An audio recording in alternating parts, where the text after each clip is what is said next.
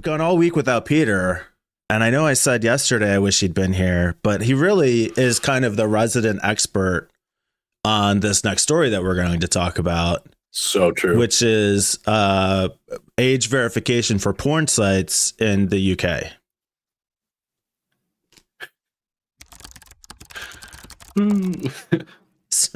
So the age verification is one issue.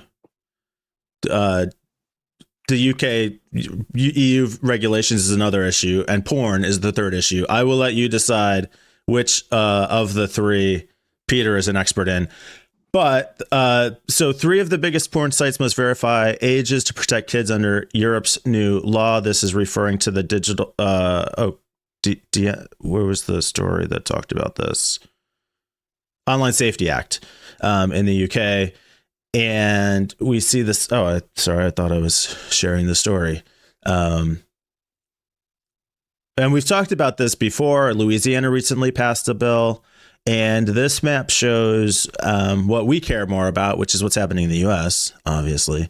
The states that either have or have introduced or are moving towards digital ID age verification laws in the U.S., and then obviously across the EU and the UK. And how much longer is it until we just have our ID numbers permanently tattooed so that they can identify us everywhere we go? Yeah, that's so sketch. The first thing that comes to mind is how is this super intimate and personal data being used? How is it being stored?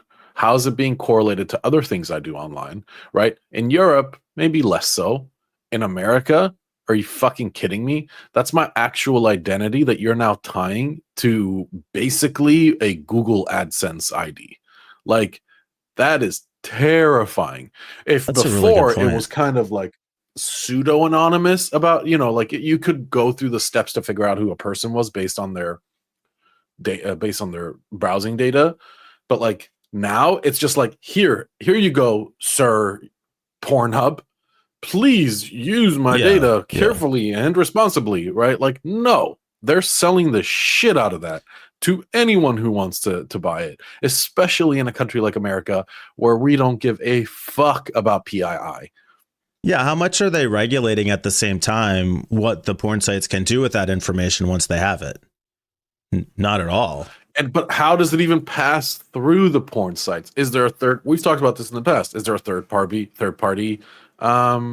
like authenticator of sorts that is using? Because I know when you purchase tobacco products online, right, like vaping products, for example, there's usually a third party tool that'll pop up and say like verify your age, and that uses a bunch of like browsing metrics, IP location, stuff like that, like a bunch of flags to say, okay, we're very confident this is who they say they are, or we are not confident, don't allow the sale. Is that the same way? And then how are they storing the information versus also how is the porn site storing the information? There's so many questions here. Yeah, I mean, presumably it's not cost effective for a porn site to come up with its own age verification system. No. Although they're accepting credit cards and payments, maybe having, people in our driver's license, I don't know, whatever, is not that big a deal. I assume in most cases they'd be working with a third party provider who's going to give them just a token that says, yeah, yes or no, and not more personal information. And which is sketchier than anything because we don't know who this company is, right? Like we don't know who this verifier is. I mean, that's true, but we already have these things. Yeah. If you're working with a government site, DMV, the VA, I have, there's a site called ID.me where I had to like upload my passport, upload my driver's license, get on a video call with the person to actually like look at me, and I'd hold it up. And then now when I log into any of those sites, I log in with those credentials, and that's how they know it's me. So it's basically the same thing. We have this, it exists already. It's just more intriguing when you talk about it in the case of accessing pornography. What's the word I'm looking for? I guess I'll go with intriguing. Scandalous. Yeah, maybe scandalous. Sure. Excuse me. Let me bring up a My thesaurus. other I'm thing gonna look is for some better words. Just let me share. the sure. I'll just keep talking. The other thing that drives me a bit bananas about this is it is dummy easy to get a VPN, and I mean stupid easy, free too, which isn't good. I'm a fucking 16-year-old boy looking to look at some boobies, yeah? I'm going to say, how do I get around this thing? And some dickhead's going to say, go download this super sketchy free VPN that logs everything you do and then sells the data to the highest bidder. Well, that's way worse. Yeah, maybe. I think even maybe more obvious to me is that they're really only able to enforce this amongst like the biggest sites. So what, like Pornhub, I don't like YouPorn. There probably are a couple others, and they've had their own trouble with like online safety. But if you're now making it harder for people to access those sites and pushing them to even like less reputable sites, right? I mean, God only knows what the impact then is on human trafficking and abuses and all that stuff. This is not good. This is exactly why they say legalize prostitution, right? Legalize sex work, because the pros outweigh the cons so heavily when you have something like a regulated industry. Same goes for drug use, right? Like, now I'm no libertarian. I don't think that like crack cocaine should be legal. But if we use marijuana as an example, crime rates went plummeted and work, like new jobs, skyrocketed. Taxes skyrocketed. Like you can't, and no one is getting hurt here, right? Like they're just getting a little high. Like it's not like they're, again, we're not talking about methamphetamine. We're talking about some weed versus same goes here. Like the sex industry, the sex workers industry, it's unregulated. So STDs just run rampant.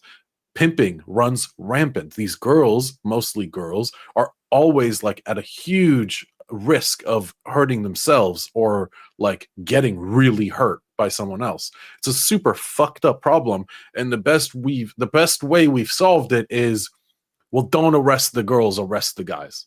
Like, right? Like instead of thinking through like how do we legitimize an industry that isn't actually hurting anyone, the only time it's hurting anyone is when it's unregulated and illegal. And we see it over and over and over again. Alcohol. I was just thinking of the prohibition. Prohibition, the war on drugs, the cartel violence, the sex workers, abortion, like all these things. Like you can't fucking outlaw. Like setting a law against it doesn't solve the problem. So then I'm trying to think, okay, well, is this the same thing they say about guns? There's already laws against it. Yes. I mean, but that is literally the same thing. And a great example is you go look at Sweden, Western Europe's gun crime capital. All of a sudden, Sweden has crazy stringent laws about guns. It is so impossible to get a gun in Sweden. You can't just like go into a Walmart and purchase a gun. Okay, it's not America. It is the opposite. Yet their gun crimes are skyrocketing because it's illegal guns. It is illegal guns that are the problem. Again, banning something, you almost had that like, holy shit, wait, this is the argument that they use.